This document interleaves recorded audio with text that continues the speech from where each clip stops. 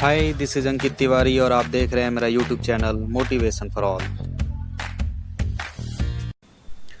Hello friends, आज का ये वीडियो आरआरबी इलाहाबाद के झांसी डिवीज़न के रिगार्डिंग बना रहा हूँ। जैसा कि मैंने आपको अभी एक दो दिन पहले लाइव आके बताया था कि झांसी डिवीज़न की तरफ से एएलपी के सेकंड रिमाइंडर को भी भेज दिया गया। हालांकि ये ऑफिशियल वेबसाइट पे अपलोड नहीं किया गया है इसके रिगार्डिंग कोई भी इन्फॉर्मेशन, लेकिन ये लेटर उनके पास पहुँच गया है। और उस दिन मैंने सिर्फ ओरली बताया था, कोई प्रूफ आपको नहीं दिखाया था, लेकिन आज मैं इस प्रूफ के साथ हाजिर हूँ।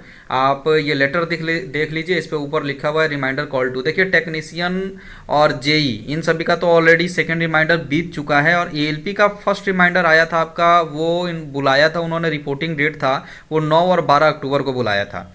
उसके बाद दूसरा रिमाइंडर आ नहीं रहा था, और अभी भी हमें ऐसा लग रहा था कि शायद अभी कुछ टाइम लगेगा या अभी तक दिया नहीं, लेकिन वो इंटरनल प्रोसेस पूरा कंप्लीट हो गया। ऑलरेडी रिमाइंडर भेजा जा चुका था और डेट भी निकल चुकी है। इसमें मैं आपको डेट वगैरह सब दिखाऊंगा और बताऊंगा कि कितने लड़के नॉन टर्नअप अभी भी एट प्रेजेंट हैं। तो चलिए एक बार देखते हैं पूरा का पूरा। ये आपके झांसी डिवीजन की तरफ से इनको भेजा गया है। विषय है, रेलवे भर्ती बोर्ड इलाहाबाद के द्वारा आवंटित एएलपी के पद पर अभ्यर्थियों को झांसी मंडल पर पे बैंड रुपये 1900 लेवल 2 के नियुक्ति के संबंध में। तो ये पूरा का पूरा इनका विवरण दिया हुआ है कि कैसे कैसे और क्या क्या चीज़ें आपको लेके जानी है। वही जो नॉर्मल आता है पहले से ही, वही वाला सेम का सेम डाटा है, और ये सारा कुछ इनको इसमें एक्सप्लेन किया हुआ है। जो कि ज्वाइनिंग लेटर आता है सेम वैसा ही है, सारा का सारा ही है। मैं आपको इम्पोर्टेंट जो है वो ये देख लीजिए, रिमाइंडर कॉल टू, ये सबसे ज़्यादा इंपॉर्टेंट है, आपके झांसी डिवीजन का एएलपी का है। और सेकंड पेज पे आप ये देखेंगे तो इसमें मैं आपको डेट दिखा दूंगा। ये बाकी जो फर्दर जो इन्फॉर्मेशन है वो सारा का सारा लिखा हुआ है कि 4 फोटो, ये सब सारी चीज़ें जो लेके जानी है उसके बारे में दिया हुआ है। और जो इम्पोर्टेंट चीज़ है वो आपको मैं दिखा देता हूँ। ये देखिए, लास्ट में जो ये पैरा लिखा हुआ है इसको मैं पढ़ता हूँ, वो सारा आपको समझ में आ जाएगा। यदि आपको उपयुक्त शर्तें मंजूर हो तो आप मंडल रेल प्रबंधन कार्यालय झांसी में दिनांक 27/11/2020 को प्रातः 10 बजे आवश्यक प्रमाण पत्रों की मूल प्रतियों सहित उपस्थित हों। आपकी यात्रा के लिए दिए गए श्रेणी का पास नंबर, ये इनका दिया हुआ है, ओबीसी नील से झांसी तक भेजा जा रहा है। ओबीसी कम्युनिटी को नहीं मिलता है, इसलिए इनका ये लिखा हुआ है, ये फॉर्मेट है, इसीलिए इसमें ये रहता है ऑलरेडी प्रिंटेड।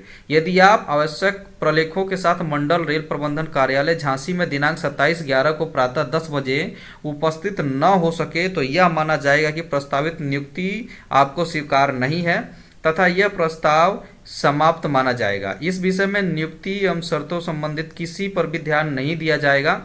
संलग्न बॉन्ड फॉर्म पर श्योरिटी एवं गवाह भिन्न 5 किसी भी शासकीय सेवारत कर्मचारियों तृतीय श्रेणी जिसकी ग्रेड पे आपसे अधिक ही हो से कराएं। तो ये उनका वो सिक्योरिटी वगैरह जो बॉन्ड वॉन्ड बनाना था उसके बारे में लिखा गया है। जो इंपॉर्टेंट है वो आप देख लीजिए, 27/11/2020 को सुबह 10 बजे इनको उपस्थित होने के लिए बोला गया था।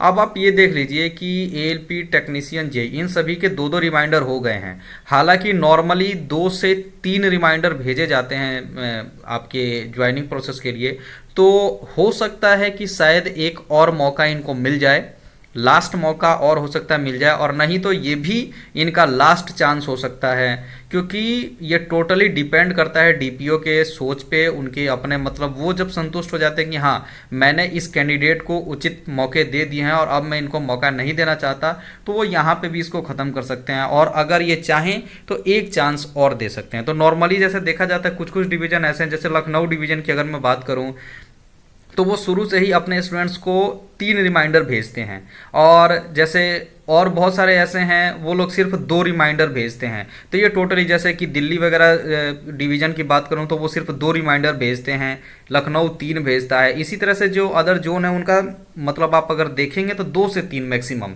मिनिमम 2 मैक्सिमम 3, इतने ही भेजते हैं, इससे ज़्यादा रिमाइंडर नहीं भेजा जाता है। और झांसी इससे पहले शायद 2 ही रिमाइंडर भेजता था, तो हो सकता है कि ये आखिरी मौका था इनका उपस्थित होने का और ये लोग नहीं गए हैं। और मैंने बोला था कि डाटा बताऊंगा, तो अभी भी एएलपी की 34 सीटें खाली हैं। जैसा कि मैंने पहले ही आपको बताया था कि टोटल 38 स्टूडेंट्स एब्सेंट थे, लेकिन 38 का मैंने जो आपको डाटा बताया था उसमें मैंने ऑलरेडी आपको बताया था कि 4 लोगों का गलती से नाम आया हुआ है।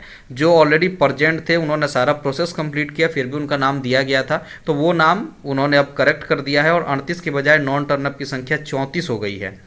तो अभी भी 34 है, 27/11 को भी कोई स्टूडेंट वहाँ पे नहीं पहुँचा है, एक भी स्टूडेंट नहीं पहुँचा है। और मैंने आपको ये भी बताया था कि 3 स्टूडेंट्स जाने वाले थे, जिसमें से एक ये भी हैं जिन्होंने ये मेरे को भेजा हुआ है अपना लेटर, इनको भी जाना था, जिसमें 2 ओबीसी कम्युनिटी के और एक शायद एससी कम्युनिटी के कैंडिडेट है जिनको जाना है। वो लोग बोल रहे थे उनका वो किसी और जॉब में ये लोग ऑलरेडी कार्यरत हैं, और वहाँ से इनको एनओसी की वजह से इनका रुका हुआ था, एनओसी नहीं मिल पा रही थी, इसलिए ये ज्वाइन नहीं कर पा रहे थे। तो अब इनका क्या होगा आगे ये मेरे को नहीं पता है, ये फर्दर वहाँ पे अब अपना कम्युनिकेट करेंगे। तो अगर इनको मौका मिलता है तो ठीक है, अगर नहीं मिलेगा तो ये इनका आखिरी चांस है और यहीं पे ये सारा कुछ ख़त्म हो जाएगा। तो ये पूरा कंप्लीट इन्फॉर्मेशन आप लोगों को देना था, ये मैंने बता दिया है, और आगे जैसे भी कोई फर्दर डिटेल आएगा आप लोगों तक लेके आऊँगा। बहुत बहुत धन्यवाद।